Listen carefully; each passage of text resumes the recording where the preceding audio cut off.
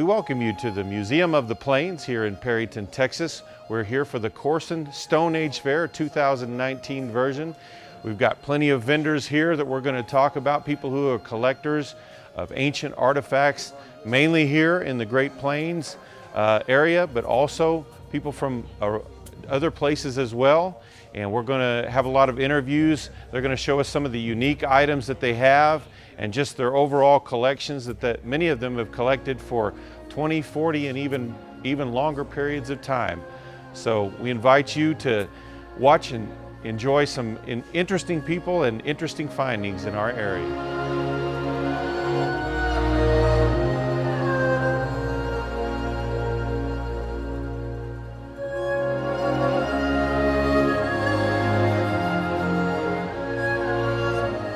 I'm here with Tom Amble, all the way, kind of a unique guest here because most people in this southern plains, you're on the outer edges of the plains compared to where we are, Tom. You're from St. Paul, north as you can get. St. Paul, Minnesota. And so he's obviously got some unique items because a lot of your collecting is up more towards where you're from. That's correct. That's correct. And it's similar material in some ways because we are, like I say, part of the high plains. We're just at the very far, the northern edge of it. And this is my first time to the Perryton Stone Age Fair. And I'm really excited to be here. Probably one of the more interesting things that I've brought, and it's related to this time period. This is an assemblage of artifacts that was found on the Minnesota, North Dakota, South Dakota border on a gravel bar in a riverbed that would have been the outlet for ancient Lake Agassiz. And that was a glacial lake that covered about a third of North America. And these were accidentally found in this gravel bar in 1933. The town used the gravel bar for gravel, obviously, and a cemetery. And on the back side of that gravel bar, they accidentally ran into this Browns Valley Man artifact assemblage. And it's been carbon dated at 9,300 years old. Wow.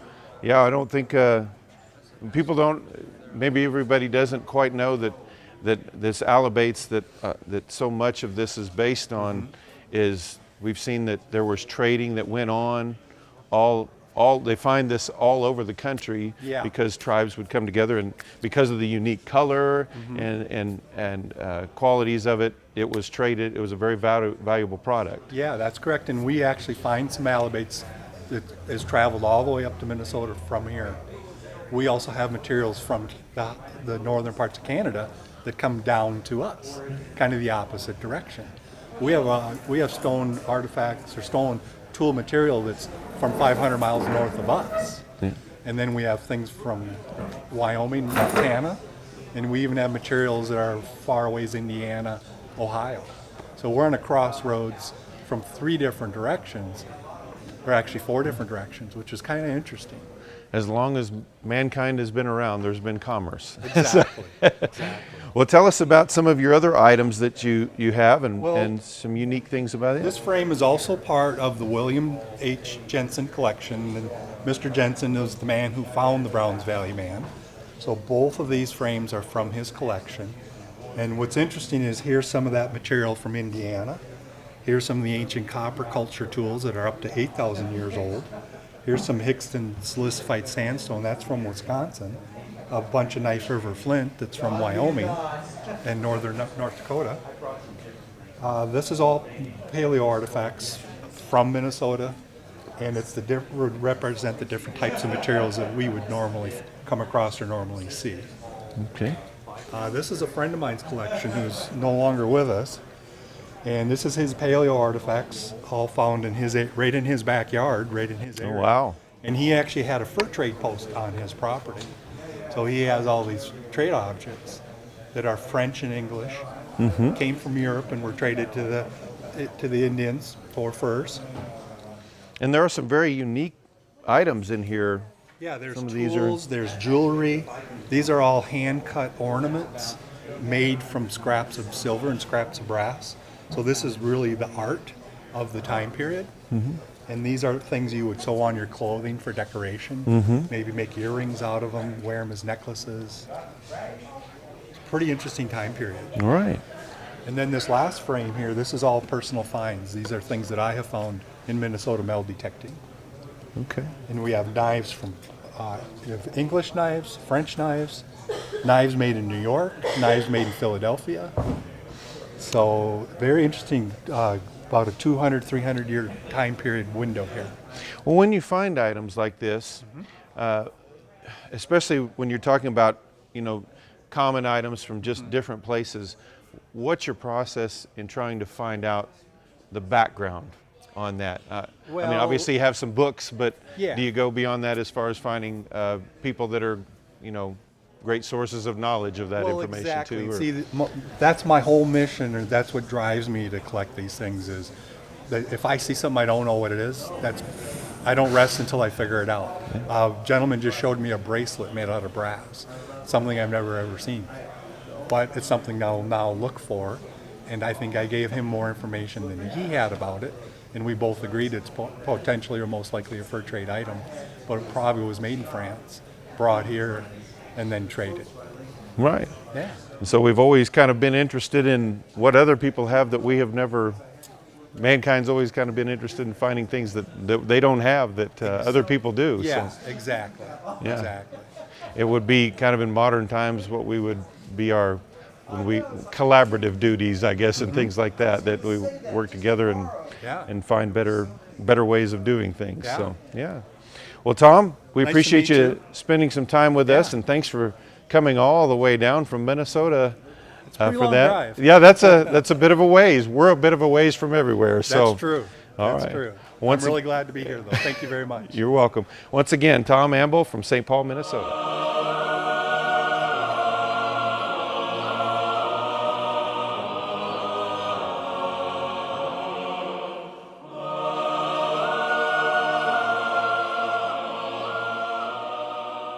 I'm here with Terry Bell from Amarillo, Texas.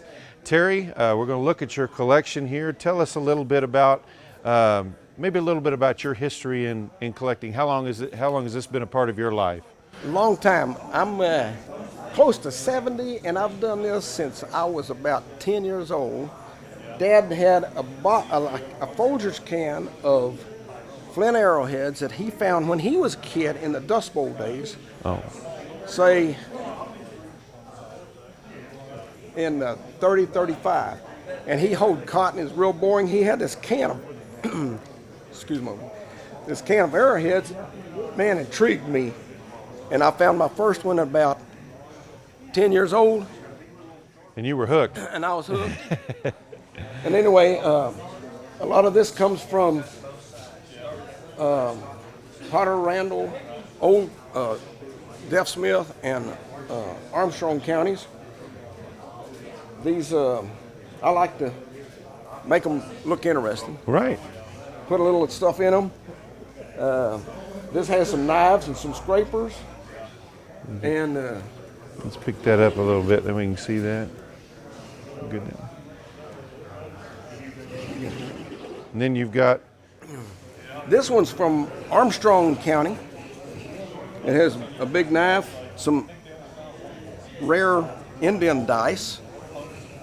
Explain, you say Indian dice. Tell us a little bit about when you say Indian dice, Well, what it's would that be? real rare, and this is the only spot I ever found any.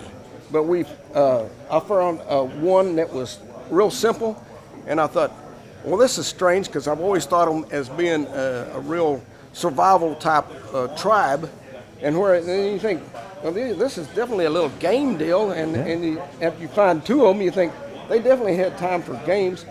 And it was said in the books that they would trade for a lot of things, or they would gamble for a lot of things, and sometimes a gun or something special, or maybe even a wife. Right. And I'm thinking, wow. whoa. And what it says about them, that sort of it's what makes us unique from animals, is not only are we here just for survival, but civilization and, Yeah, and games, jewelry, and they things like had- that they that had are a free part of time that. They weren't just trying to survive. Right, right. And- They had, and even they- they had to find something to They do in the come up evening. with, huh? and you've heard of a game ball or disc or something like that, and you think, well, they had time to do some playing. This is my little bit of old stuff.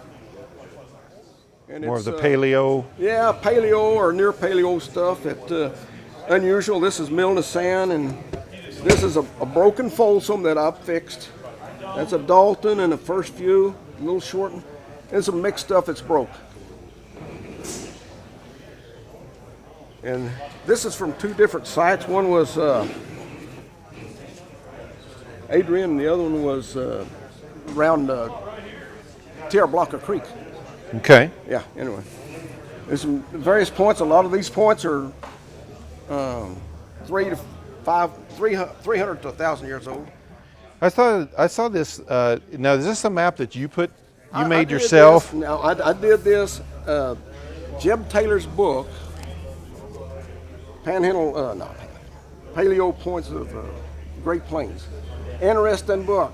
And this was a site. This was a picture of a fire pit that's 7 feet below the surface.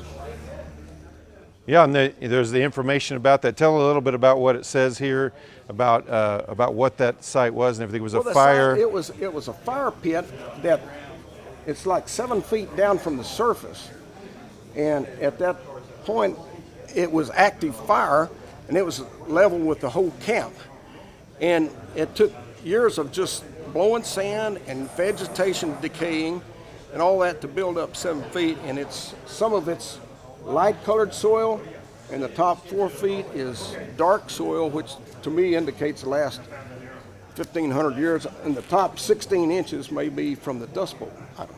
Yeah. But that's kind That of was such an incredible phenomenon that it affected it greatly. It was such a neat find to think it's intact. Yeah, and that just thought that was neat that you'd taken the time to make that map of all the different ancient artifact sites Well-known ancient artifact sites. and what have we got here? We've got a We're variety moving of on. stuff that's nice, mainly archaic stuff. That knife and some small points of a area that evidently was a good hunting area.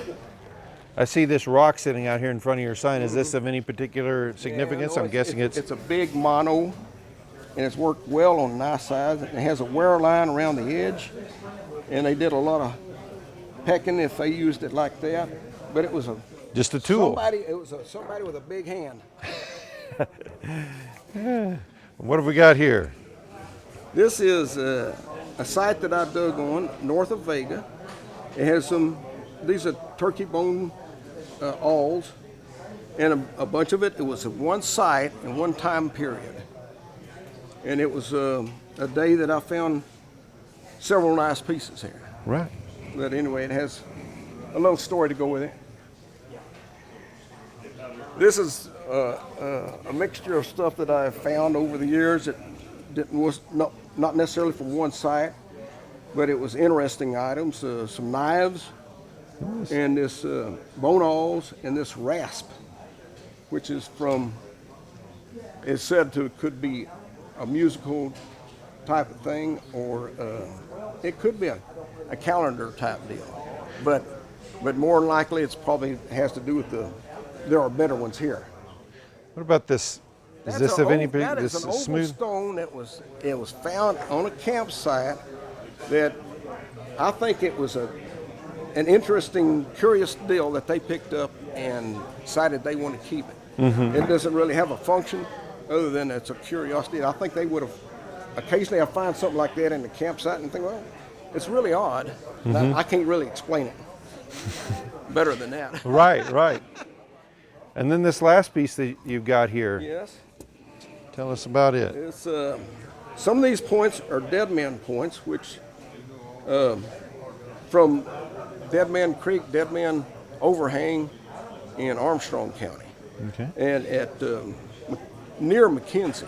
But these came from Armstrong County, and this I believe was a deteriorated bone handle that they would have had a flint blade attached in it. And here's a piece of pottery, that's black on white pottery, that's actually traded in from New Mexico. And You've got some information down here. Obviously, you probably don't have it to memory, but just the basic, yeah. what is that basically telling us about here, where it says deep in time? Deep in time. Well, sometimes you dig, if you're digging like a 2 foot, 3 foot deep, you may be finding some arrowheads. And if you get deeper, they get older. And some of these are just tools, but some of it are older points. And some of these older points could have been used as knives, as these others were. But it's interesting to me. Yeah. Well, you've talked about, and of course, we've gone through your entire collection here that you've brought with you, and you've talked about it being a lifelong passion, that you've done this. Yes. How much time do you spend now going out and finding these things, or is that something more now? It's just, Well, some years it's better than others. Right. And if you have time, I would sometimes go spend a day if I was digging at a site, a location, or an overhang, or something, just for the pure hobby of coming through history and seeing something. These people, they lived right here, and they faced their day-to-day lives and their day-to-day problems, and just to think how it has changed in 300, 500 years. It's changed quite a bit, hasn't it? Oh my goodness. Well, Terry, we sure appreciate you joining us. Thank you. Once again, Terry Bell from Amarillo, Texas.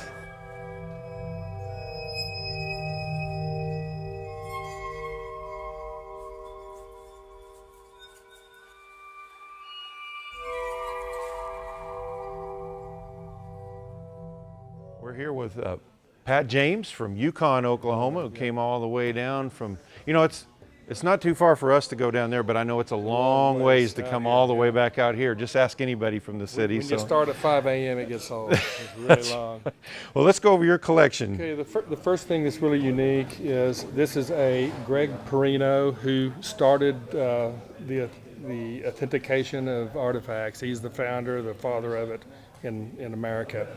And this is a Perino artifact authentication, and he authenticated this point. It's a plain view, and what's really cool about this, these are very rare. Greg died many years ago, but these are so rare.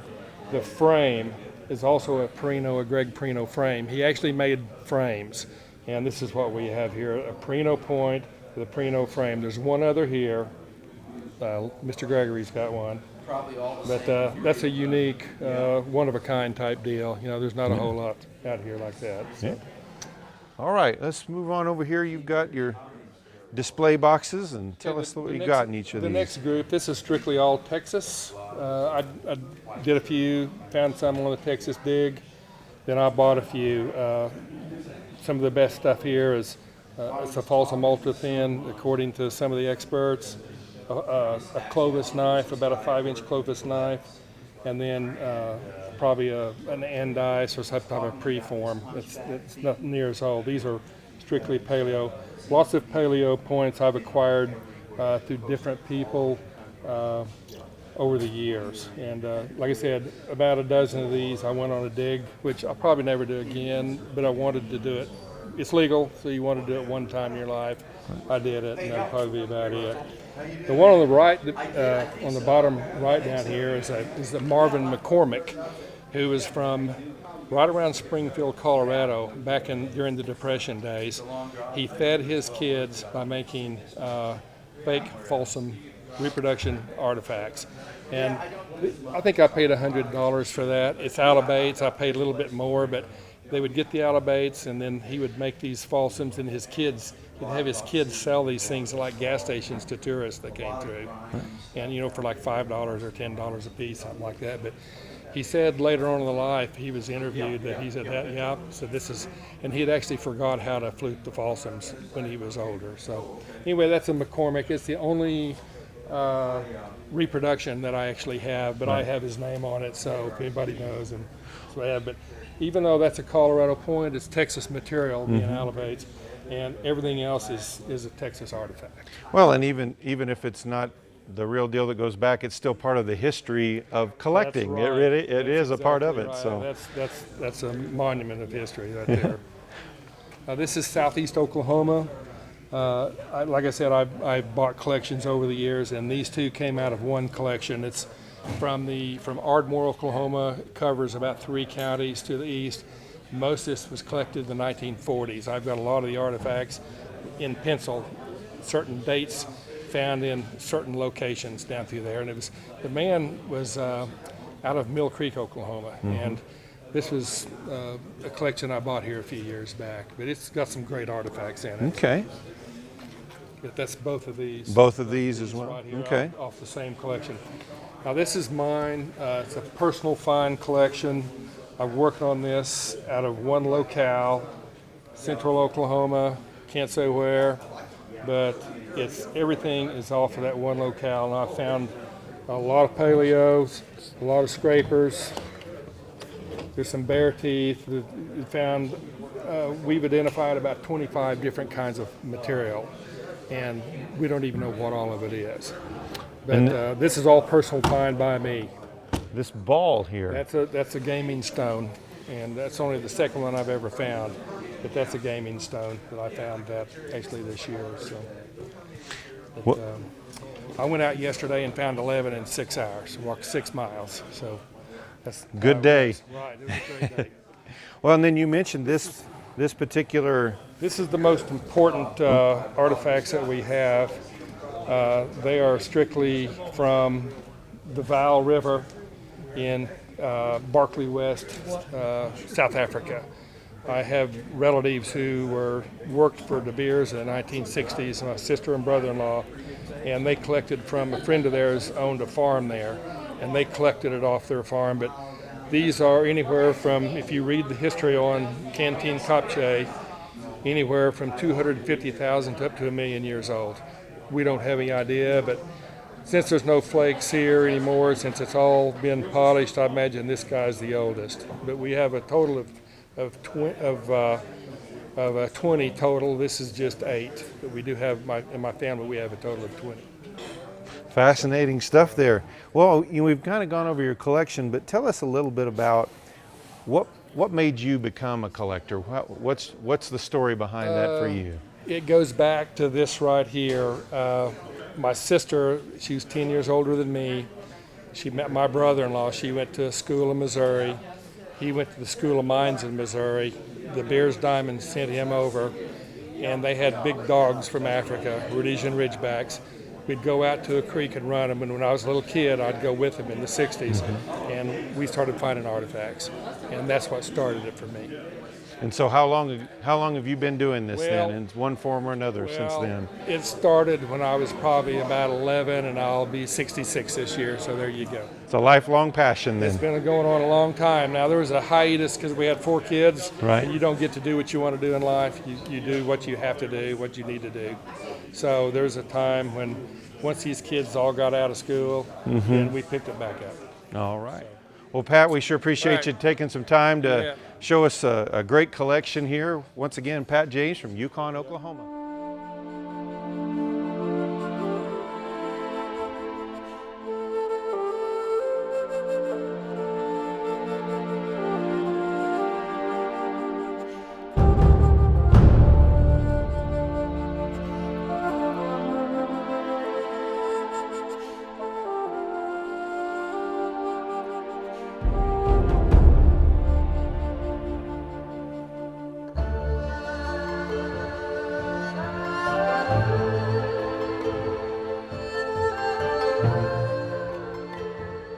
We are here with Kimmy Carver from Balco, Oklahoma, nearby, just across the line in Oklahoma.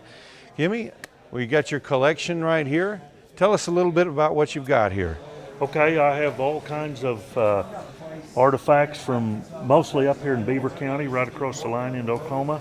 And these are a beveled knife, and you got bone tools and scrapers and and some blanks in there where they were making arrowheads out of, and then a digging scapula here for digging, and of course bevel knives and punches, and they're just all, there's arrowhead points and some more blades in there, and here's a bunch of beads, Olivella shell beads and turquoise beads that were all found on surface up here in Beaver County on Odessa Yates site.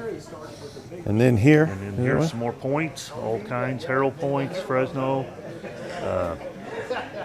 and I believe that's a horse tooth that I just threw in there with it. So well, what have we got here? We've got some these old are pottery cord pieces. mark pots that I've pieced together, and you can see where they've used their thumbnail or whatever on the rim. To create a Yeah. kind of a decorative And look to it.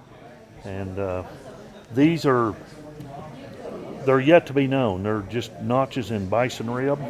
I've got one here that's like that They thought maybe more of an Musical or- instrument. or bringing an animal in so Right. they can kill it or Kill it, whatnot. yeah. So, and of course, here's a whole bunch of arrow points again, a lot of Fresno points and punches, and scrapers, hide scrapers, and You've a few got- blades, yeah. And that's just, that was something I found out in the field. I'm not sure what it is, if it's associated with Indians or not. Right. Just like that looked neat, I'm going to pick it up. And Yeah. we've seen as we've talked to some of the collectors, that's also something that they find that they're pretty sure that it was something they would have picked up too, that there was Right. things that they thought, Yeah, it's- well, that looked neat, and so they would keep it because it was something they could even, if nothing else, either keep as a decorative piece or even trade if somebody else thought that was. That's we found out with the Alabates that many of them like that, but they could trade that, use that as a trade piece because it was I was gonna show colorful. you, here's a leaf knife right here that's kind of a really good example of a leaf knife, they call it. And what would they have done? Just for cutting. I mean, just skinning Yeah. or whatnot. Okay. So just a little bit Just unique in its points, design. Beads and turquoise. This piece looks unique here. That's a piece of a pipe. Okay. It's the bowl part is missing, and of course they would have stuck a bone stem in it. Okay. Manufactured one to fit in the. Fit in the hole there. Okay. And then there's scrapers and bevel knives and just odds and ends in there. All right. And Well, you've- same thing here, a bunch of points, and here's a piece of a pipe Okay. Yeah. that was broke, and I'm not sure how big it would have been, but and here's part of a axe Okay. Yeah. that they would have hasped onto Right. Right. stick. So And then and more this bevel one as knives well. and I'm not sure what all's in there. A little bit of everything. Yeah, there's one that was a bevel knife with a punch on one end. And all of this is basically in Beaver County, Yes. in that general Mostly- area. mostly, So, yes. well, and now This is Odessa Yates side. A lot of it is obsidian, and there's a lot of. This site was probably one of the largest sites for obsidian, and it was traded in here okay. a lot from New Mexico and I think even from Idaho and stuff. It was a volcanic Right. material. Where would this have originally probably come from? Well, then? from New Mexico. From New and, Mexico? Yeah, volcanoes. Okay. and- And both of these they- boxes. Yeah, that's those the are same- just, the a lot of city- these are points that have been broke or that they did make tools and stuff out of them. Right. So, but it's pretty uncommon to find that much on a site. Right. Right. And what do we got here? You've are got a just- stone. Yeah, this is Collection for- would have been a mano and a little matati that they ground, grain in, and then these were hammer. They would crush bones and stuff with those. Just different primitive tools Yeah. that were used. Here's a little matati where they ground. This is the last ditch effort for anything. Yeah. If you can't do anything, Well- I'll just smash it. And who knows? I mean, they could have, wounded an animal and then went ahead and completed the Completed the duty there. process. Yeah. Okay. That was the modern day version would be the knock to the head at the feed up at the slaughterhouse. So kind of that thing. And what we got here? We got beads and arrow points and bevel knives and of course this is a medallion that we got, I don't know, 2011 at the Stone Age Same Fair. event. Yeah. So And you mentioned you've got These are beads here, yellow decorative and beads. There's bone beads in here, and turquoise and shell, and just all different types. It's Something that found. we've talked about with other people, Yes. where they weren't just and they were traded in here. these were civilizations, that there wasn't just people just surviving, but also this is proof. This is more proof that there were a civilization, that they weren't just existing, but trying to live a life as well. So Now these were the Olivella shell beads were traded in here from coastal. right. So Yeah, and that's what's interesting as well too, is how it's found in the alabates from around here. This area is found all over the country and things like that as well. there's a whole Some bunch more. of arrow points and all different shapes and sizes. Here's one here that I think is 3/8 of an inch long. Wow, that is tiny. So, And then one more small box you've got here. and here's some old points, paleo points, broken ones that I picked up along with some of this other, and some little blades. Well, Kimmy, I've kind of asked pretty much everybody we've interviewed, what got you started doing this? How long have you been doing it? Well, actually, my grandfather up here in Beaver County I was helping him build electric fence, and I was 9 years old, and he picked up a piece of flint and told me that Indians had that, and that's what started. Did the fascination The fascination started then and never ended? And I started hunting on that same site where my grandparents homesteaded. Right. So that's what started. So I've been doing it for 54 years, I guess. Yeah. Very common story around here. Yeah. As a young boy, many of these people have found a love for this, either Right. from an older relative or however, or just coming across a piece, and all of a sudden becomes a lifelong passion. So, Yep, that's a good hobby. well, Kimmy, we sure appreciate you joining us for this. Kimmy Carver from Balco, Oklahoma. Well, I'm here now with Rick Williams from Guyman, Oklahoma. And Rick, we're going to start with this unique model that you've got here. Tell us about it. Okay, it's somewhat like a model of the Two Sisters site that's located on the Beaver River near Guyman. And CAR Archaeology, that stands for Corson Archaeology Research, and OU are going to be doing a life-size model of this in Guyman, Oklahoma. Okay. And it's all going to be natural resources, and students from OU are going to be there gathering to build this, and it'll probably take probably just 2 or 3 days. Wow. Okay. And what time period are we talking about when you're talking about this? What this model be replicating? Okay, this is replicating the Antelope Creek phase. It runs about 1350. It's been excavated 3 times, once in the 70s, once in the 80s, and once in the 90s. So they've dug this site, and they got all the facts, so we know exactly what this building is going to look like. Well, that's going to be a unique and a very interesting product when they come out and do that. We'll move over here. A lot of these tools, I think, are related to the same time period, correct? The same time period, yes. They took the scapula of a buffalo and turned it into either a paddle or a hoe. Here's a digging tool that's made out of the tibula of the buffalo, and it's adhered to a stick, and it's actually a digging tool. Right. And we have bone needles that, when they say early man used every part of the buffalo or the animal they killed. Right. That's exactly right. I mean, the hides went for clothing and shelter. Now the bones were into tools, and the meat dried and consumed, yeah. And everything is used. And here's a bone fire keeper. They'll use it to drop an ember in okay. here Yeah. to keep the fire alive. Okay. And then, so if they needed to go on a journey, this would probably stay the amber would probably stay lit for maybe 2 days. Wow, that's interesting. So yeah, and then of course you've got arrows, bows here, and all of those items as well. Also, you showed some of the bone material, some of the needling material here. So, and Sandstone was used as an abrader. If it got dull or broken, they could always resharpen it. okay. And we've seen these at several tables where they bring the rib. It's kind of a mystery. You know, this could be a musical instrument, Yeah. or maybe these lines depict a measuring stick, Right. or bone has the tensile strength of oak. So you could take a softer wood like cottonwood and use it as a rasp to make tools. Right. Right. Yeah. So it's a multi-use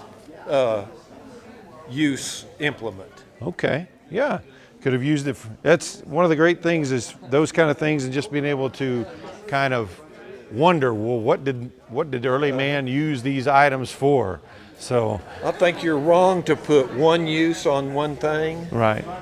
I believe that anything could be versatile, Right. you know. Right. Right. Well, let's go down to some of your other items here that you've got. Some the rest of this table. We'll just start right here. Some of your collection here. I'm a flint napper. When I was a kid, I would always wonder when I would find an arrowhead. I was always wondered, what is this? How was it made? Who made it?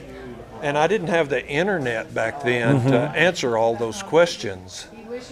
And so I picked up a rock and a core. I was raised in Border, Texas, where the Alabates Flint Quarry was. Right. So I had plenty of resources.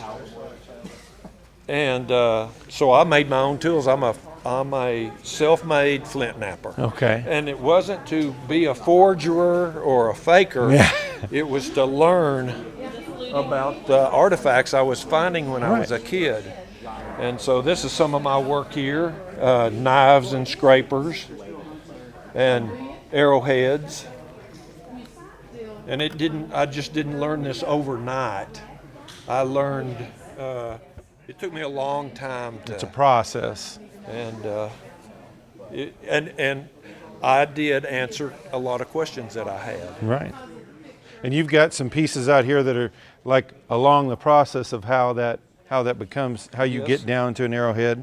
There's the starting piece, and then you've got a larger piece here. A flake, and then a blank, and then a Fresno. This is just an unnotched stage of it, and then the actual arrowhead itself.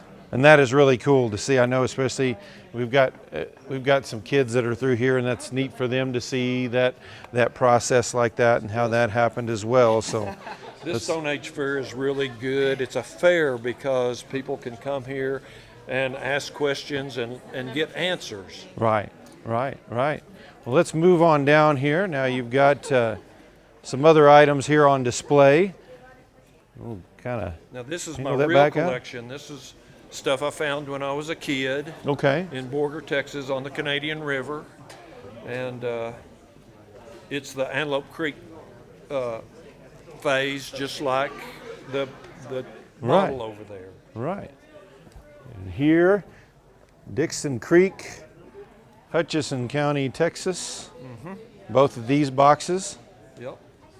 And this is part of your childhood collection as well, or is these? Yes. Okay. Yes, sir.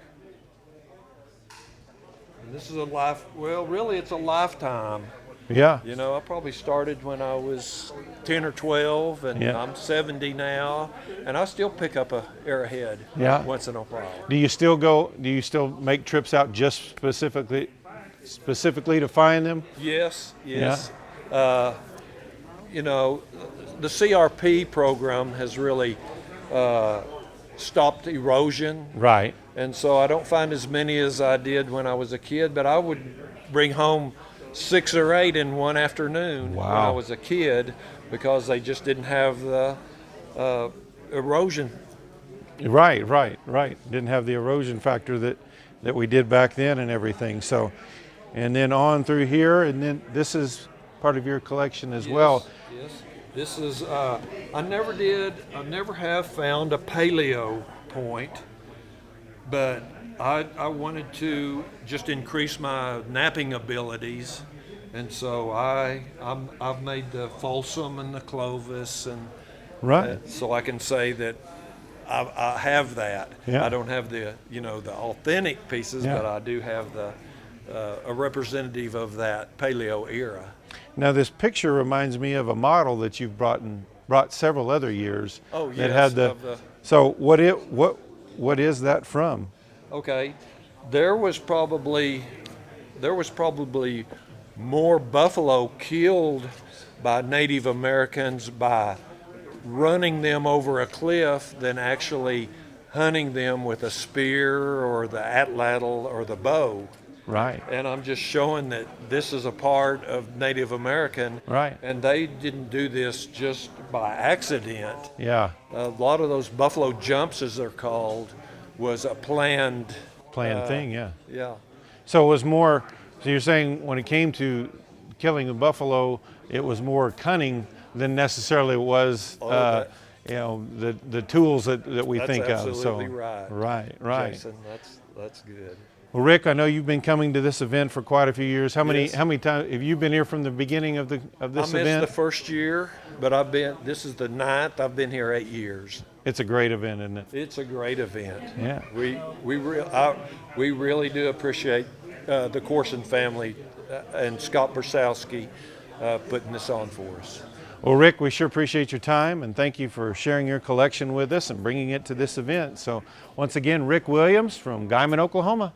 We're here with Bill McCormick from nearby Guyman, Oklahoma, and he's going to tell us a little bit about his collection. Bill, tell us how you got started with this. Okay, when I started hunting arrowheads, I knew nothing about arrowheads. I was working in a fellow's house doing some carpenter work. He had some arrowheads. I said, "Where did you find those?" He said, "Find a sandy place that blows." I went out to a dry creek bottom, picked up a beautiful arrowhead first thing. So that got me started. And everything I've got, I found, every one of these I found personally. Okay. Well, Started in 1970, but for the last 10 years I haven't been able to find anything. The creek bottoms there now look like part of the pasture there. There's grass and weeds. right. So still quite a while you've been doing this. Tell me where your collection came from. Where have you found most of these? 90% of these came out of that one creek bottom, which is Gulf Creek. Okay. And where is Gulf Creek located at? It starts about 2 miles north of Guyman and turns west and goes up towards Yeva. Okay. All right. I hunted about 20 miles of that creek bottom. Well, tell us, in your collection, what are some of the more unique pieces or some of your favorites? Okay, my favorites, of course, in the creek, the old points wash out, the paleo points. This right here is the first arrowhead I found. That's what got me started. I found that, and from then on, I knew where to look, I thought. And this is my favorite arrowhead of the whole bunch. To me, that's an Allen point. I'm just real proud of it. In fact, it rated to get on the posters today, and it's on the T-shirts today. Oh yeah, we've seen that on those posters. Yeah, beautiful piece there. And these are some of the scraping tools here. These are knives. These are the knives, yes. Four-bladed knives, corner tongue knives, and these are the broken paleo points. And this is just a bunch of scrapers and stuff. They're pretty common. What's in this box here? What are these items? This is a corner tongue knife, and this is a paleo point, and this is just a regular point. And over here? Okay, out of the creek bank, there was I don't know if it was a mammoth or a mastodon washing out, and the teeth were there, and I got the teeth, and I've got the rest of the teeth. And I did have a big tusk. I dug it out on a piece of plywood, took it home, put it under my carport, and I had to work that day. And my wife had company, and they had 3 little boys. Yeah. When I got home from work, the biggest piece of that tusk was about the size of your fist. Well, you've mentioned going out. You've really almost all this came out of one creek. How often did you go out there, and what kind of time did you spend finding these arrowheads and other pieces? I really enjoyed this. I'd get off of work at 5 o'clock. I'd go to the creek. Is that right? Yes. And then, of course, the weekend, I'd hunt for a weekend. I used to have a three-wheeler. I'd get on it and kind of go zigzag the creek, and when I'd find a good place to blow out, I'd get off and walk that area. Yeah. Then get on my three-wheeler and go back up a little farther till I found a place that looked blowed out good, and I'd look there. So how old were you when you said you found it in a house that a gentleman had a collection? How old were you when this started for you? Well, that was in 1970. Yeah. Well, it's obviously been a long time that you've been doing this, and something you've loved dearly. I looked about 40 years to find this here. Right. Well, Bill McCormick from nearby Guyman, Oklahoma, we sure appreciate your time, and thank you for sharing your collection with us. My pleasure. Thank you. I'm now here with Lee Gregory. Lee, you're a kind of a legend around here, been doing this pretty much all your life. Yes, We're going to look at your collection today, but before we do that, tell us a little bit about your history when it comes to collecting, how it started and how it's kind of been a lifelong passion, hasn't it? All right. Well, I've got a story about how I did get started that was actually published in the Central States Archaeological Journal, which I was kind of proud of. I got sick when I was a kid. Turned out I had tularemia, and my folks took me to a specialist, to diagnose the problem, Right. which he did. But fortunately for me, he was a collector, and he had frames of arrowheads on his office wall, and I was really fascinated with them. Yeah. And he ended up giving me 2 or 3. And, that was wonderful. And then I went to the hospital with this tularemia, and my folks told me that when I got well, I could have 2 wishes. And one wish was for an apple tree. The other wish was to go find arrowheads, which we did, and I'm still doing it. Still doing it. And how long has that been then? 71 years ago. 71 years, so a little over 7 decades of it. Wow, that's a lifelong passion, isn't it? Yes, sir, it really is. Well, you've got some arrowhead collections here, and also some other unique items. Let's kind of start with them up here. You've got a couple of these sticks here that almost look like maybe a primitive lacrosse piece, or Right. do we have any idea what this was? Well, I mean, I might be disappointing you because I'm not the expert on a lot of the stuff that I should be. These sticks and these bows are things that have been in the family. I grew up in northeastern Oklahoma. Right. And these things my dad had before I was born, and so that obviously gives him some age right there. Right. But I unfortunately I don't know much about Don't know the whole history of those pieces or anything, and there's always a mystery with all of these arrowheads as well too. We don't know all the background on them, but we just talk about some of your collection here. Okay. And where you've gotten these from. Yeah, okay. I grew up in northeastern Oklahoma. Spent early days, that was my hunting territory. I moved out here to western Oklahoma 30 years ago and continued the hobby out here. And so I have a selection of stuff from, pretty kind of each end of the state. These are typical of western Oklahoma. These are Ouachita, Harrell, Huffaker, small arrowheads, true arrowheads. These are, while some of the larger things are actually spear points, knives, or what they call dart points. And let's see. Yeah, this is kind of a mixture. There's a few eastern, out here in what I call Plains Village sites, they are more recent than, some of the sites I used to hunt back in the eastern part of this state. And these are all, I don't know, 7, 8, 900 years old, in sort of in that range, I think. And these are pretty typical of what is found in western Oklahoma. These are also western Oklahoma, but these are from a creek I've hunted in some, and that's pretty much a different situation than these come from the plowed fields mainly, but these from the creek are usually older, you know, Right. and quite a bit different, obviously, and from a much different. Heading out after maybe a good rain and Right. some more stuff washes up that and is uncovered that before. Right, wash out of the banks, you know, that were, you know, left there, you know, thousands of years ago. Right. Maybe right. when they were down in there hunting, you know, game or something. Right. This piece in its own box here, have you got a Yeah. little story with it, or is it Well, just nothing a unique special. piece? It's just to me an especially nice Texas point called a pedernales. Okay. And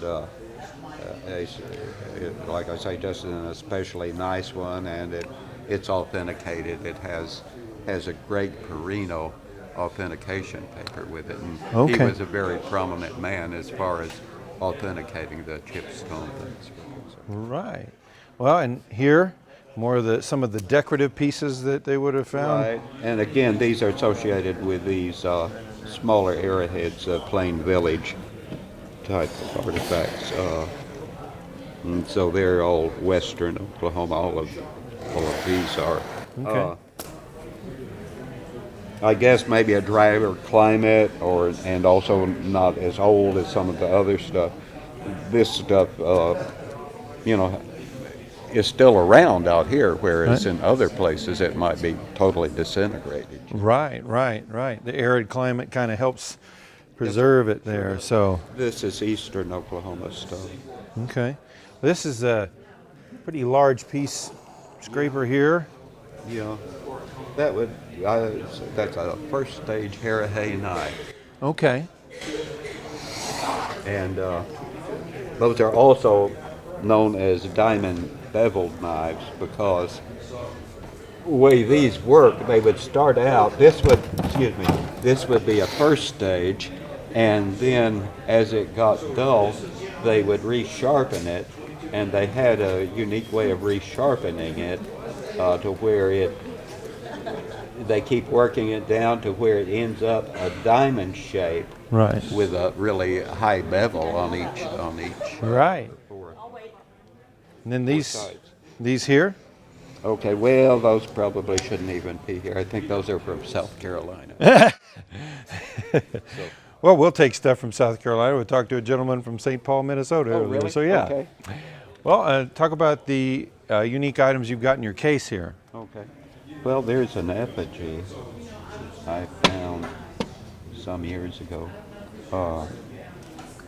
Don't know what to tell you about it. It's, you know, I mean, I've never found anything like that before, Right. so it's very special. But it came out of, again, what I call one of the Plains Village songs. Right. But still, just a kind of a whisper into their life. Yeah, little it bit, really yeah. is. And this is such a different type of thing than just the usual Right. everyday tools. You know? Right. You've got this large Axe piece head. down here, axe Yeah. head Yeah, piece. that's a western Arkansas axe head. So it's pretty far afield from where we are now, too. Right. Some of these other pieces that are in this case, I guess that's a sharpening tool up there with the X kind of moved into it. That's a good question. No one knows, really. I found two of these. These are both from Cherokee County, Oklahoma. Okay. And I found two of them. This is one and that one there. And, you know, as far as I know, no one knows for sure. Right. Nobody's ever been able to tell me. You know, I mean. No video evidence. No, darn it. They must have had their camera turned. No, they forgot to bring the batteries. Maybe some either decorative pieces, or this looks like it's probably part of a pipe, possibly there, since it kind of Where, that L little- in shape right here? This Yeah. little pipe, yeah. It's eastern Oklahoma again, Right. Muskogee County. Okay. And what is that made out of?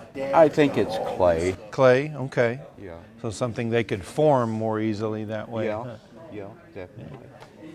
Well, what have we got down here? Some of your other boxes. No, let's see. Well, these are big blades. That's what I call them. There's probably more technical names for them. These are all from northeastern Oklahoma again, and they be big knives. I don't know if they might have just been handheld, and Right. and used that way. Maybe these two might have been hoes. This one shows quite a bit of polish from use. So Right. Possibly they were digging in the dirt with it. Oh, that's about it, really. I mean, it's pretty much more. It's going to be a lot of the same. There's, like in this box, you can see, like you were talking about, a worn piece that down to the diamond shape. Hay knives, the diamond-shaped Hay knives. They're also called four-beveled knives. That's a good example of one.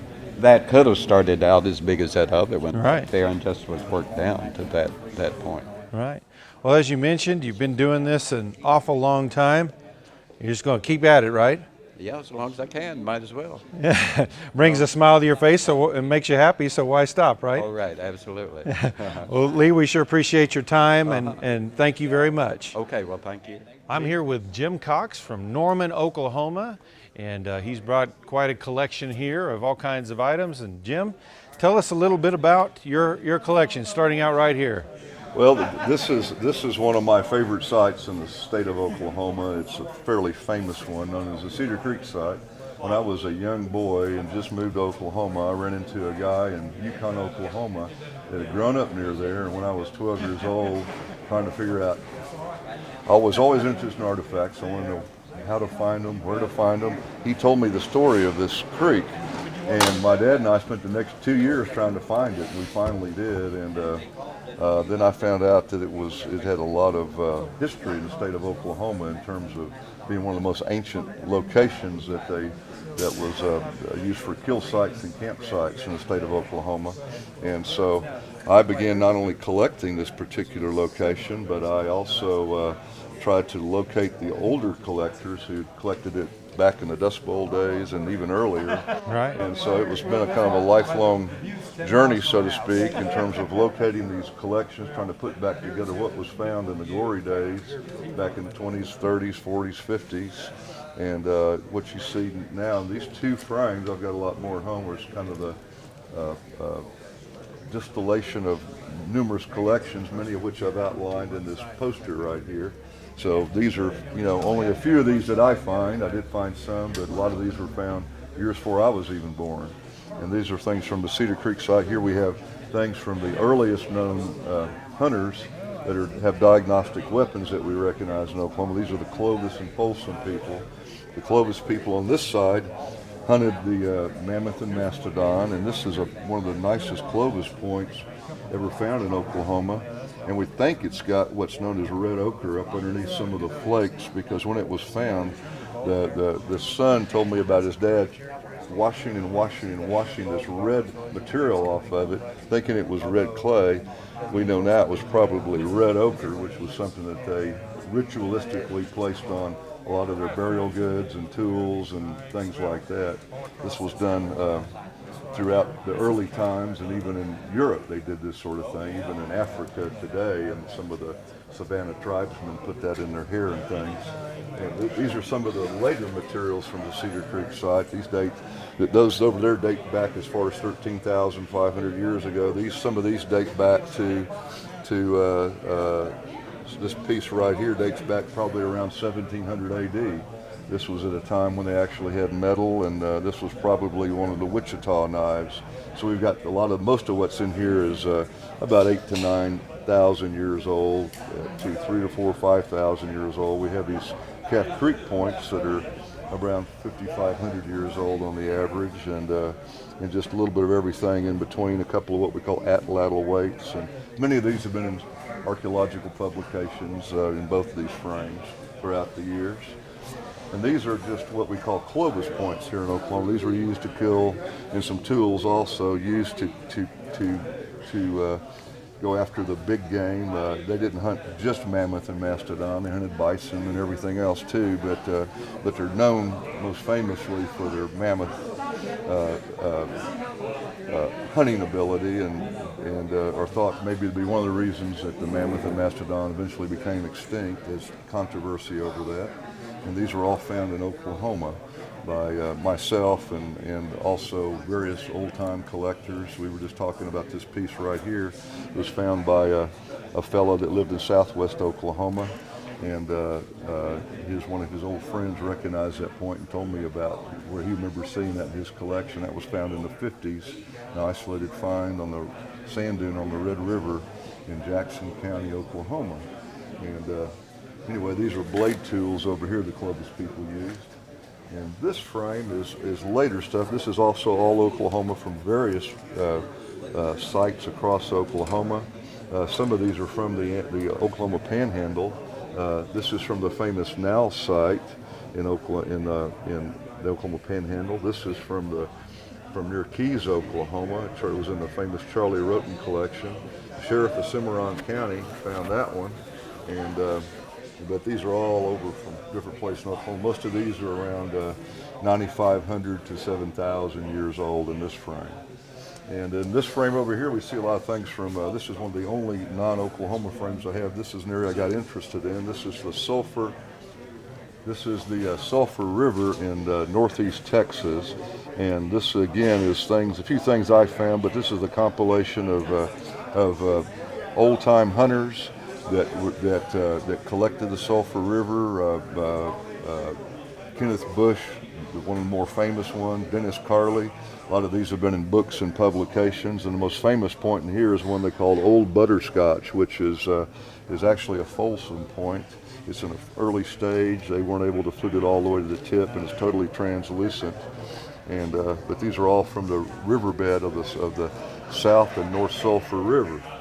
Over here we see points from the Arkansas and Canadian riverbeds in Oklahoma, and we see a lot of different ages and cultures represented, all the way from around 9 to almost 10,000 years old, clear down to the bow and arrow era when started about 500 AD. And there's some unusual pieces in here. Is this what we call a bow tie gorget, which is atypical for Oklahoma. Usually appears in Ohio and Kentucky and places like that. But here's a fine example from Tulsa County. This is a Dalton adze. These people here. It's about 10,000 years old. This is a woodworking tool, and this is something from Lake Eufaula area, and this has been in a publication by one of the archaeologists. This is like an owl gorget here that was similar to this, but was decorated and stylized. And this is one of the longest points ever found in the Arkansas River. And here's a boat stone, which is also an atlatl weight. And here's 2 of 3 stone beads that have been found in the Arkansas River in Oklahoma. There's one from near Claw Dam I've heard about, but probably at one time there was a whole, these were probably together in some fashion and washed down the river. These were found about 10 miles apart and obviously made by the same guy. No one's ever seen anything like that from the state of Oklahoma. So it's probably a unique individual that had these at one time. This piece right in here, that's a unique one. I don't think I've ever seen anything like that's here. what's colloquially called a boat stone. It's actually an atlatl weight. I'm a turkey hunter. It almost looks like a turkey call too. If you could take chalk the edge and run a piece of board over the edge of it, it almost looks like a turkey call. This is a gun flint here. This is one of the French honey-colored gun flints. So this dates back to probably around where the Wichita were up near Ponca City in that area in the 1700s, around Ferdinandina and different sites along that area that were now been excavated that we know were French trading posts and things. And this is a frame of things from western Oklahoma, all different ages once again represented from the Paleo-Indian times or late Paleo-Indian times, dating back many of these almost approaching 10,000 years old, to once again, some of these knives and things probably around 1300 to 1650 AD, and then everything in between. So most of these are the earlier types, right? And here's some of the Calf Creeks that are kind of a rare type that were some of the first people to go back and recolonize the plains after the hypsothermal drought around sometime between around 7,000 years ago to about 5,500 years ago. The plains were largely uninhabitable, and these people came back onto the plains and kind of recolonized it again, known as the Calf Creek people. And this is a frame of points known of the culture known as the Folsom culture in Oklahoma. This is right around around 10,200 to 10,700 radiocarbon years ago, which is actually a little older than that if you correct the dates. But these, I've got the ones that are in the Cedar Creek frame from one specific site, but these are all from various sites across the state of Oklahoma. Here's the longest Folsom point ever found that we know of in the state of Oklahoma, and a lot of these are in various stages of manufacture. They broke a lot of these during manufacture, and some of these are also what we call the Midland culture, which we know now were the same people, and sometimes they would place these channels in them to decrease the thickness and enhance penetration, and sometimes they didn't because they were already too thin, and it was a risk factor involved in the fluting process. You could break the whole thing off, and this chert was hard to locate, and they used the top quality cherts that were available. They kind of had the first pick of the low-hanging fruits of cherts that were available in the landscape, so they had some of the very best material to work with. And these are some of the knives that were also used by the Folsom culture. And the Folsom culture was only about 500 years long, but it's one of the most well-known and kind of mysterious and celebrated cultures from the plains, the southern and high plains. And these are the knives that they used to butcher mostly bison. Of course, they would kill deer or anything else, but bison, the Antiquus bison and Bison occidentalis, these bigger forms of now extinct bison, were their primary food source for wild game hunting anyway. And these are also some Folsom points and one Clovis point, and even one Calf Creek. These are from different states, Colorado, New Mexico, Texas, and Kansas, just different locations. A lot of these came from the famous Jerry Chubbuck collection out in Colorado, who hunted the plains out there for years and years, and I've got some of his Folsom points in here as well. This is kind of one of my more interesting locations. This is known as the Powers II Red Ochre Mine. It's in near the town of Sunrise, near Hartville, Wyoming. This is a site that the famous archaeologist George Frizen has been intimately involved with, University of Wyoming. I'm on the board of directors of the Frizen Institute at University of Wyoming, and this has been one of our main undertakings, is to get this site salvaged. Only a small part of it remained, but they would use this red ochre ritualistically to cover themselves, like I mentioned about the Clovis point down there. All of these things have red ochre all over them. This was found by a physician who spent 1900 and 1901 at the Sunrise Mine. It was an iron ore mine back then, and he found these things, and they surfaced. An article was written about them, then they went away again, and I was able to locate these in the state of Illinois because we were wondering what happened to them, and we're in the process of having the red ochre on these analyzed to verify, in fact, that they did come from the Powers II Red Ochre Mine there in Wyoming. This is a frame from Oklahoma of the Calf Creek points. This is that Calf Creek culture I mentioned earlier. These were the first people to routinely heat treat their cherts. The Andice, Calf Creek, and Bell are all related. It's more of just a regional variation based on the amount of chert they had to work with more than anything.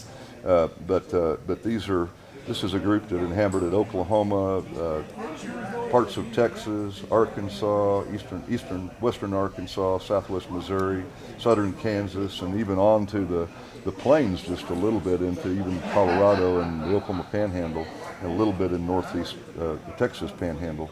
But these are around anywhere from around 4,300 to almost 6,000 years old. Most of these are almost always broken during manufacture. They worked them and used them down, and you see various stages of as they broke and were refitted and reused and resharpened, and the barbs would break off, and they finally use them as different tools and scrapers and even drills to recycle themselves. And we utilize the heat-treated chert. Heat treating was kind of a laborious process, so they wanted to make sure they utilized everything they could. So these are Calf Creek culture points. And we're moving on now to the spiral mound things. The spiral mound is probably one of the most famous mounds in America.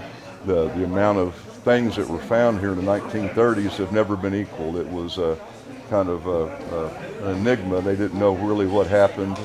It was dug by a bunch of treasure hunters who just didn't know any better in the early 1930s, and they hit upon one of the richest treasure troves ever encountered in America. It was a Mississippian culture. This dated somewhere around 950 AD to around almost 1500 AD. The biggest portion of this was around 1350 to 1400 AD. And I think a drought finally ended this farming culture's way of life, and they moved out onto the plains. And these are the Caddoan-speaking people, as are the Wichitas, and most of the people that lived in the Texas Panhandle and Oklahoma, western Oklahoma during this time. These were probably the same people that moved out on the plains to hunt bison instead of farm. And but these are arrow points that were probably elite burial offerings and quivers. And these are some of the most famous arrow points known. These are known as tribute points. There's only 24 known. There's 15 of these in existence. They're works of art. They were done they were non-utilitarian, and Dr. Bell photographed these in 1933 and again in 1935.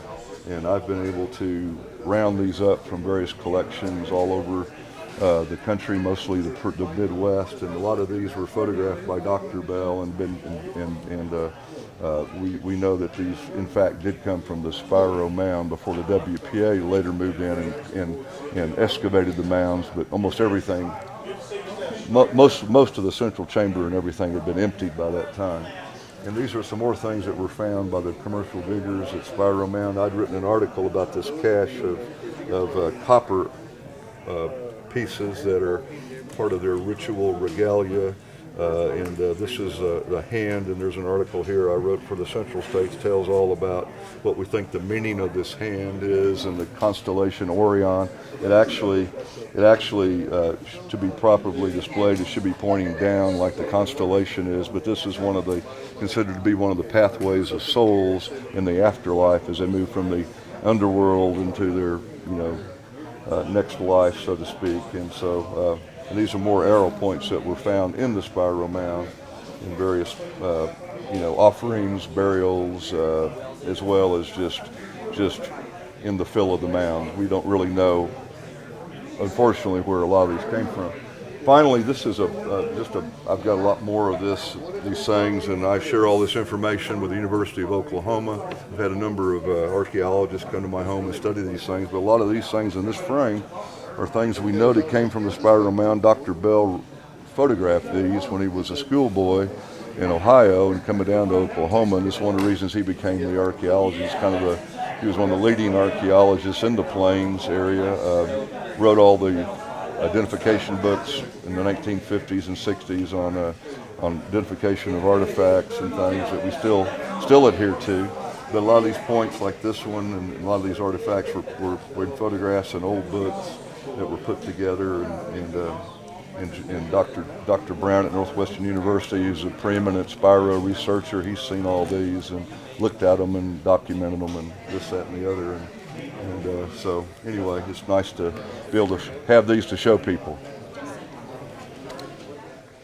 Well, Jim, you've given us just a ton of information here. Man, than we you wanted, love, probably. no. We love every bit of it. I mean, obviously with putting this on, this is for inquisitive minds about this information. So the more we get, the better it is. You talked a little bit about how you got started, some of the people. Talk about through the years maybe how, you mentioned, there was a time where maybe your resources were pretty limited where you got information, but how has that grown over the years as far as how much information is out there? Oh, well, now in the days of the internet, it's just, extrapolated many times to when I first started as a boy. I just any book I could get hold of or anything like that. Then I went to I found out about the Oklahoma Anthropological Society when I was about 12 or 13 years old. My dad brought me to the meeting, met Dr. Bell, met Don Wyckoff, and I was just enthralled. They had some of these old-time collectors some of whose collections I have now. They had things on display. And I was, from that moment forward, I was in. And so I got to be so involved in it. I had to go by bicycle, or my dad took me, or I walked. But just around my home in Midwest City, and within about a 20-mile radius, I found probably over 100 archaeological sites. And so and they did a survey later on, and so they said, hey, there's this kid we've heard about. He knows where let's go to his house. So they went to my house. Next thing I know, I'm working and actually hired by the archaeologists every summer all through high school, college, and even one summer in dental school. So I actually worked as an archaeologist for many summers, and so I learned from all the books, the archaeologists. But now a lot of those publications you have to dig down and find are online, and it's a little bit easier now. Some of my friends who are researching things like I did have a much easier task of it. I'd have to drive out to some guy's house I heard of in western Oklahoma, didn't have a telephone, and wait around his house for him to come home, which he might not ever. Late at night. Yeah. Late at night, and I'd say, hey, I'm Jim Cox. I've heard you collect Indian artifacts. May I see your collection? And if they didn't run me off, I'd get to see the stuff. I'd have my little $100 camera, and I'd take pictures of these collections and just to document them and preserve them. And a lot of times, many of the cases, these photographs are all that remains of these collections. And so one of the things I started doing when I started seeing this, I thought, maybe these things should be preserved. I see these things, burn up in house fires, grandkids would get them and sell them on eBay, or just have them in yard sales. And I go, this guy spent his entire life putting these things together, marking where every piece came down, and now they're gone to the four winds. Right. And I thought that was a waste. So I started, even though it's frowned upon in some circles, I started purchasing some of these old collections to preserve that information, because it's all part of the archaeological database that's diminishing all the time. And you'll never be able to find stuff like they did back in the Dust Bowl days, and when they did deep subsoil farming, and when they first built some of these lakes and things. Those days will never be repeated, and so we don't find things near like they used to. And so a lot of these collections need to be preserved and documented, and so I've tried to do that throughout my archaeological career, I guess. So. Well, Jim, we sure appreciate your time. We appreciate you sharing just what is obviously a lifelong passion. It's cool to hear those kind of stories of when I was a kid, and just hearing those, that the way you pursued it and chase after it. That's you can tell that it's something that's been a part of your life and very important to you for a long time. It has, and you got to be careful what you show your kids, because my dad brought a couple of arrowheads back he had found when he was a kid, and I was just taken with it from that day forward. I've shown my daughters this, and of course they went out with me. My one daughter went so far as to become an archaeologist. So try to show them all good things whenever you can. So I think it's a good, particularly if you do it with conservation and preservation in mind. I think it's a wonderful avocation and hobby and science, and something that's very valuable, and future generations will hopefully appreciate all this. Well, once again, Jim Cox from Norman, Oklahoma, sharing his collection. I'm here with Tony Stoddard from Wichita, Kansas. I looked right at your nameplate and then forgot it immediately after. So you got an interesting collection and some unique items here, and just want you to go over what all you've got here. Okay, I thought that it'd be a good idea to show what was going on in Europe at the same time was going on in North America. around between 8 and 12,000 years ago. And this is all Danish material here, which is the Neolithic period in Denmark. And they used a lot of larger types of implements than we did in North America. They would make Danish daggers and large sickles, and so they had they had material that was a lot larger in a lot of respects than what was done here in North America. These are all Danish and German battle axes, and this one's from Hungary, and then these are all Danish axes that were used for clearing land, wood work. Right. Fishing spears. I noticed the jagged edge, so I knew it had to be unique. Yeah. Okay. And then it looks like some decorative pieces. Maybe they. This is all Viking material. Okay. Wow. Now that's which is unique. Something that's very unusual and hard to find. Yeah. They used a lot of all of the metal pieces in those are all handmade, and they used a lot of little coils. It's all wool, which is the type of fabric that they had. And then this is all material from Egypt. Okay. Fan points and different types of. This one in the middle here is very unique. That Do we know is about this? micro blades that are placed in a piece of bone. Okay. That creates a knife. Okay. So it's a knife piece. So it had a piece that they used over and over again, and then it replaced And they'd a piece that they replaced. the little insert pieces out of. Those are all bog found spears that were used for fishing that were Danish culture. Okay. And the 10,000 years old. Oh wow. And so it would go in, and then these little pieces would help to hold on So hold the on fish to the couldn't meat. get away. Right.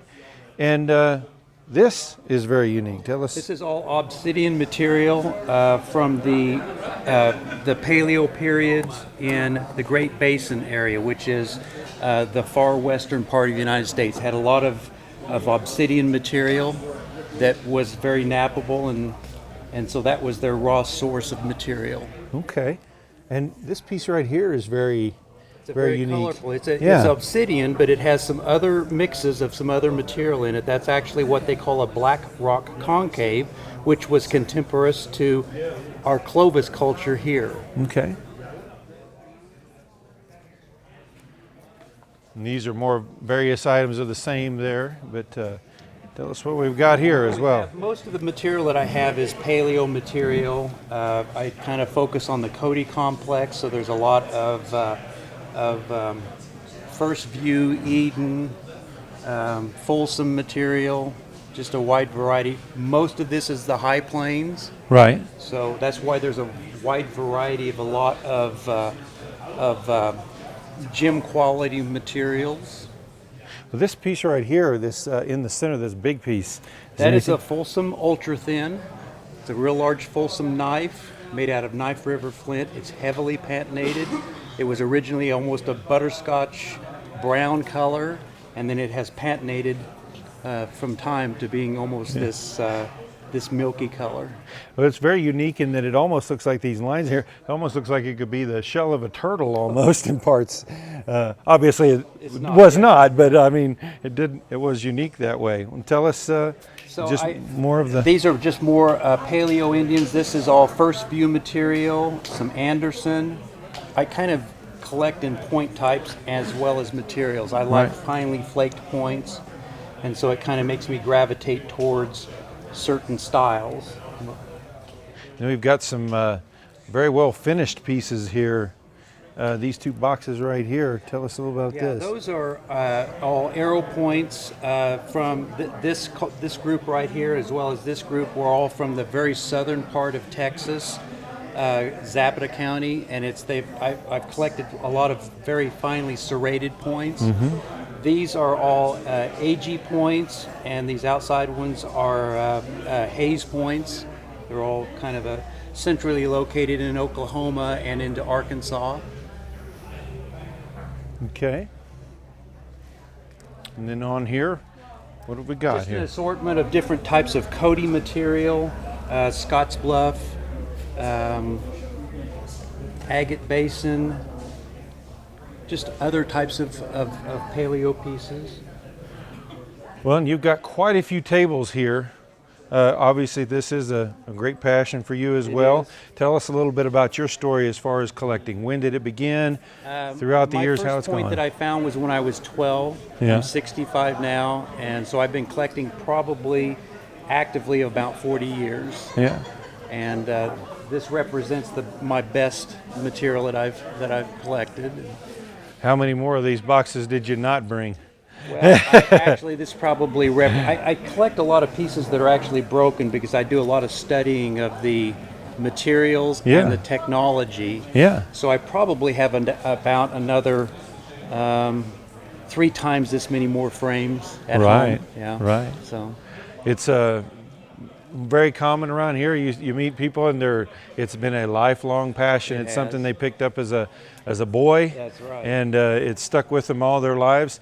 Do you still get out and do some days and collect? yeah, Not as much, Not but as much, but because of the type of thing I collect, it's very difficult where I live to even be able to find things. In Wichita, it's not a real great area to collect. Mm-hmm. And I kind of like materials, so it kind of gets me towards Colorado and Nebraska and those areas. so for you to do that, then you're gonna have to make some effort, and it's got to be a lot of planned effort, thing. yes. Can't just be it's Saturday, I'm going out.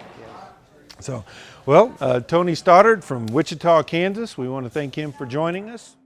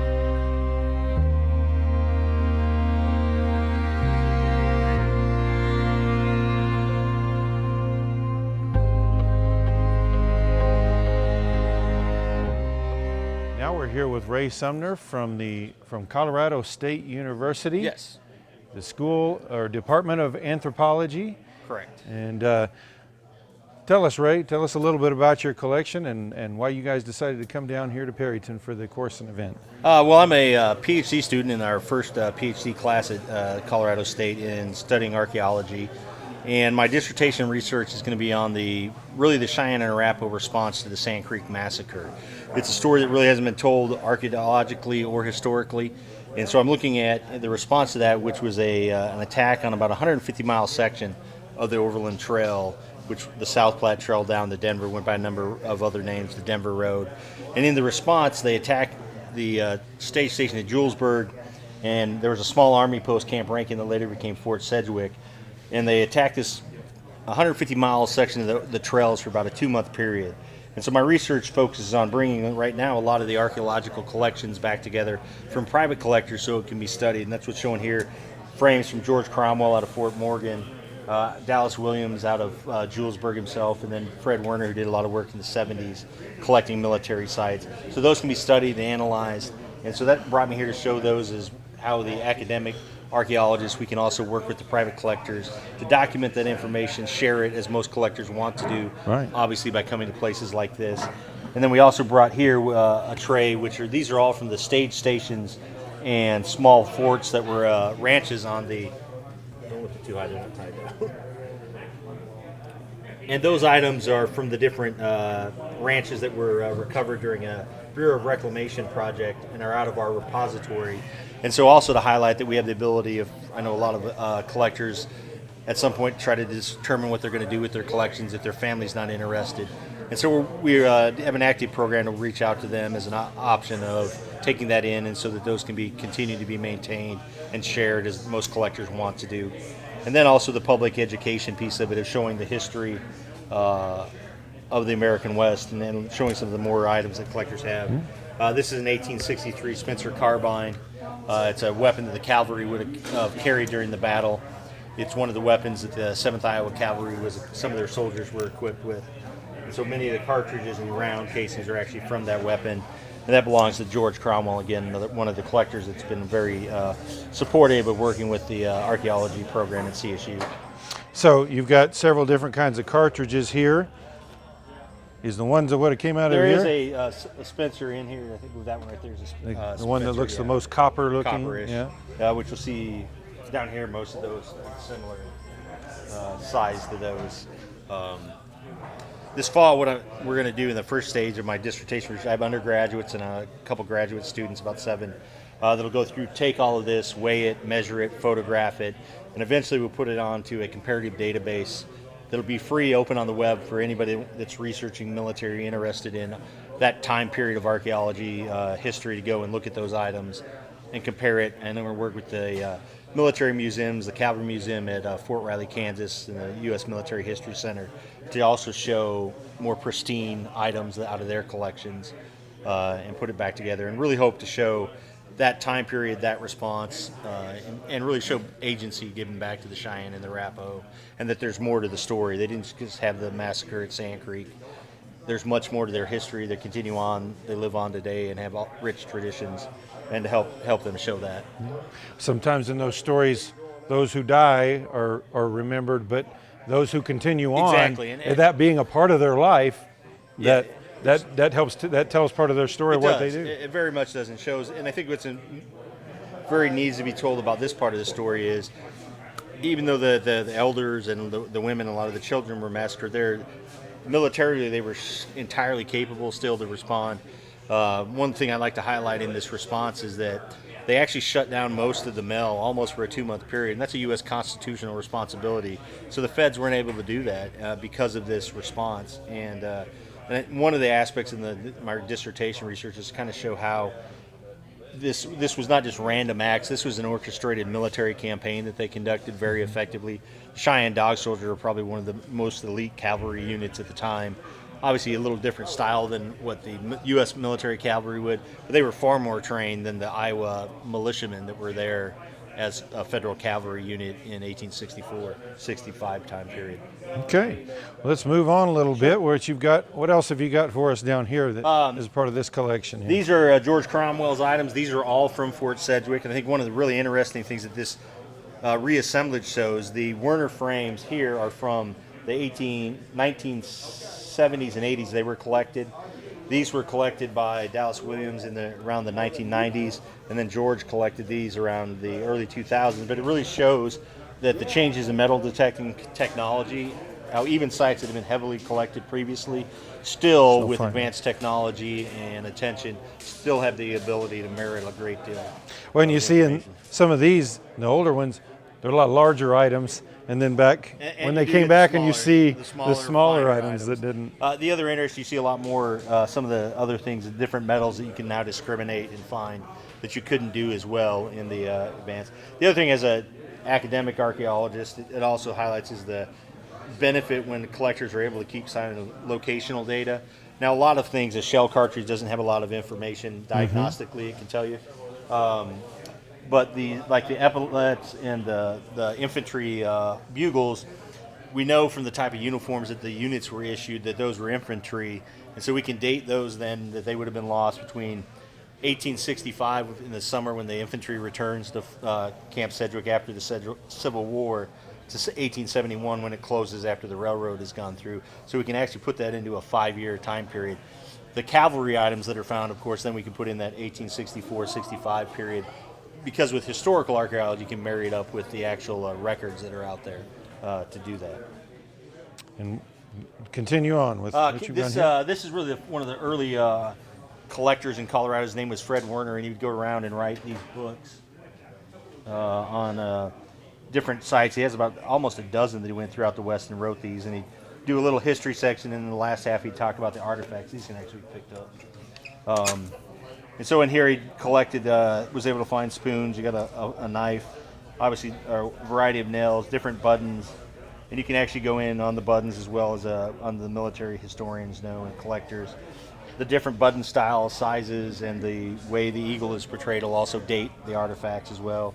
Then a various assemblage of, mostly we think those are items off of the harness tacks. Right. After that, and then you had the one U.S. belt buckle that was able to recover there. Yeah.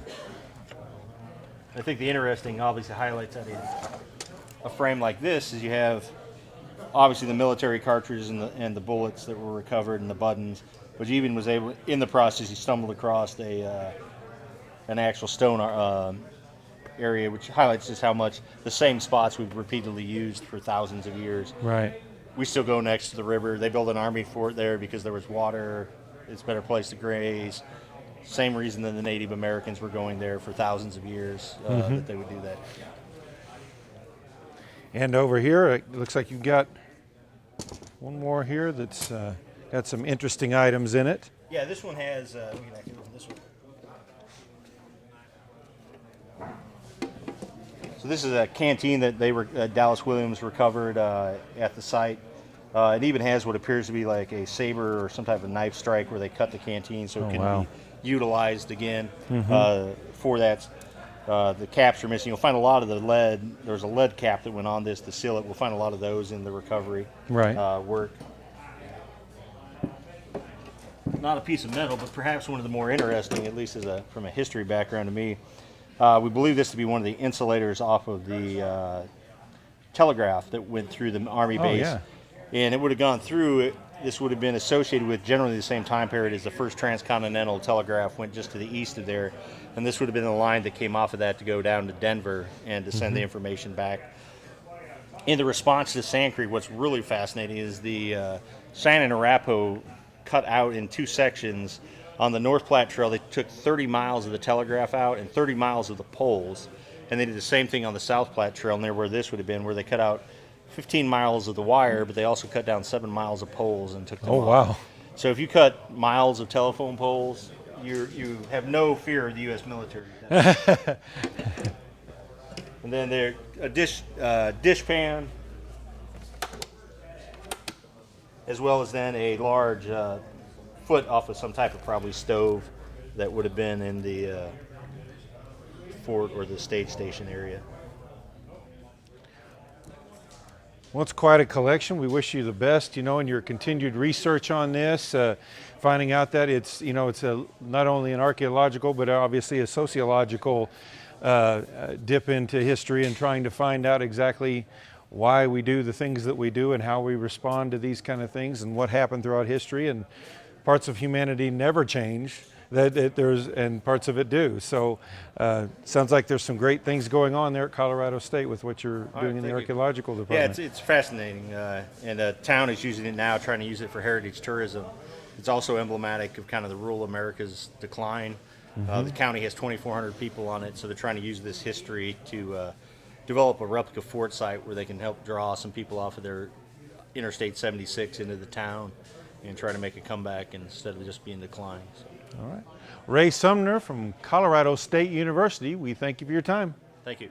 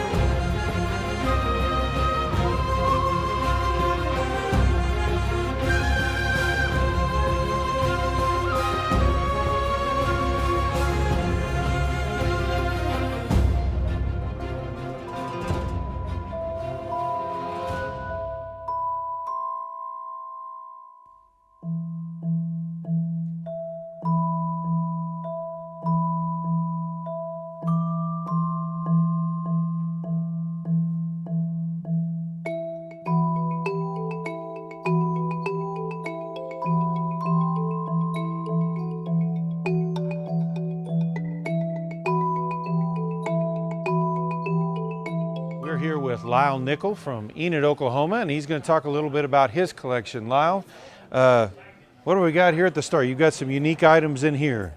I kind of have this arranged chronologically from the youngest to the oldest. A lot of this comes from western Oklahoma. I started collecting when I was 7, 8 years old, and it was just something that appealed to me, and my brother collects with me. It's always been a family type hobby, and done it all my life. I love it.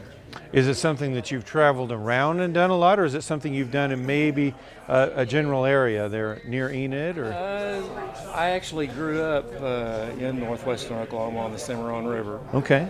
And we started finding arrowheads on our property when we were young kids. My brother found the first one just probably 60 foot outside of our front door in the orchard. And something about that, after finding that, we immediately went in and we had a set of encyclopedias. Yeah. And so we went in and looked up arrowhead, and sure enough, we come to the conclusion that's what it was. And so we then started hunting our property and found a few small sites, and really the better sites were within 100 yards of our house. Oh, wow. Yeah. Nothing real big, but it was enough to prick our interest. And then it was a different time, though. I mean, back then there weren't Game Boys and stuff like that. We didn't do anything like that. Yeah. We were getting out and making our own entertainment, and this is what we did. And before long, we found a number of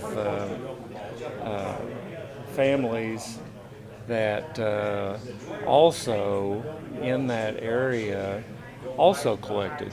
Mm-hmm.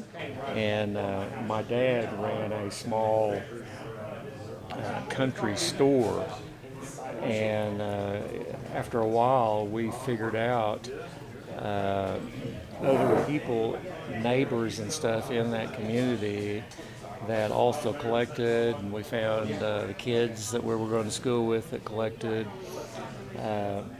My dad's in that store, that little country store, was also a post office. Mm-hmm. And the rural mail carrier that was working there by the name of Jack Libby was also an old-time collector. And so all of this stuff fed our interest, and it just kind of developed over the years. So I love it. I enjoy collecting. I appreciate the history, and it's just a part of me.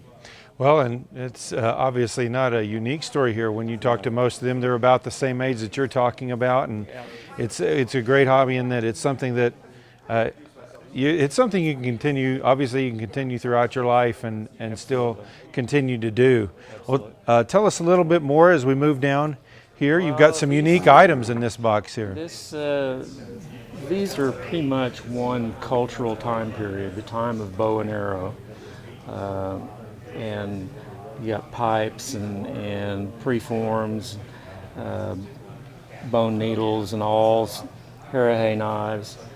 And as you go down through here, we start getting a little bit older. You start getting from arrow point technology to dart points, something that they was using on the end of an addle or something like that. So here we mostly have Pelican Lakes and Dixon, McKean. There's some K blades in there. A lot of these frames here again are western Oklahoma. You got some larger pieces too, and some of that too. That's tang knives on the plains. It appears, anyway, from the collecting that I've done, that tang knives belong to and are part of the Pelican Lake culture. It seemed like on the sites that I hunted where I was picking up Pelican Lakes, I also found tang knives. So they appear to be related. Here's some more archaic material, A lot of this is high plains. There's some Colorado in there. There's also some Oklahoma in there and some Wyoming. Start getting a little bit older. This is Calf Creek. I love Calf Creek culture. It's one of the earliest time periods in which they developed heat treating of lithic material. And you can see that by the colors, the pink colors and stuff. That stone without the heat treating is just a dull tan. Mm-hmm. Well, with the heat treating, kind of explain what they did and what that did for them with this the heat tooling. treating was a whole process, and it was pretty entailed. It involved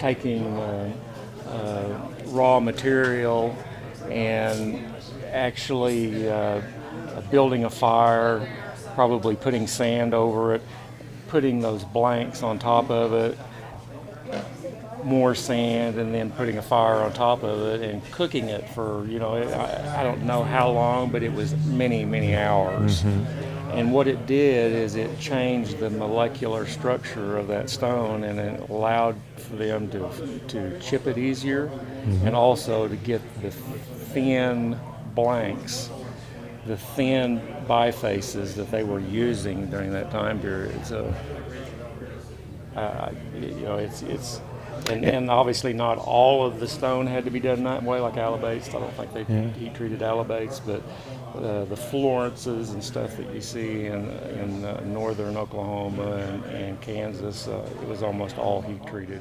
And why did they do that again? It made it harder? It made it easier to flake, and it also enabled them to get thinner bifaces. And that was imperative in this culture, because their bifaces were really, really thin because of the way they were notching those points. Right. Okay. Getting older, most of this stuff is Jimmy Allen, Hell Gap, Plainview. There's some Dalton in there. A lot of these come out of the Arkansas River in northern Oklahoma. Lots of different lithic material that were coming into that singular area.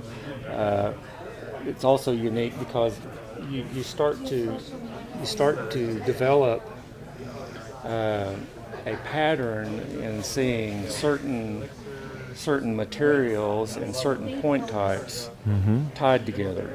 And obviously those people were preferring specific lithics and also telling you possibly the lithics that they preferred, and also where they were traveling. And so you see a lot of Niobrara jasper and things like that, and the Allen people love that stuff. They loved material with just a little bit of grit to it, be it quartzite, or they would use alabates when they could get it, but they loved quartzite and Niobrara jasper and jasper in general. And is this box This here? is just mostly the tools that went into your arcade. You've got some.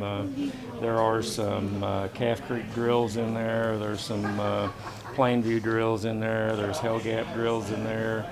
There's Jimmy Allen drills in there. But you just got to realize that just about every culture also had tools. And a lot of times when they busted the end off of a point or a spear or whatever you want to call it, they didn't just discard it. If it was already hafted and usable, they would use it. They would find a way. They would put a blunt tip on it and they'd use it. So this is more of the same thing, mostly Dalton. There's Pike County Dalton in there. This is also a lot of this out of the river and also eastern Oklahoma. This getting into Cody Complex. There's lots of, here again, different raw materials that you're seeing them using. A lot of alabates, boone chert, petrified wood. What about this here that almost looks like That's petrified wood. Yeah. petrified wood? Okay.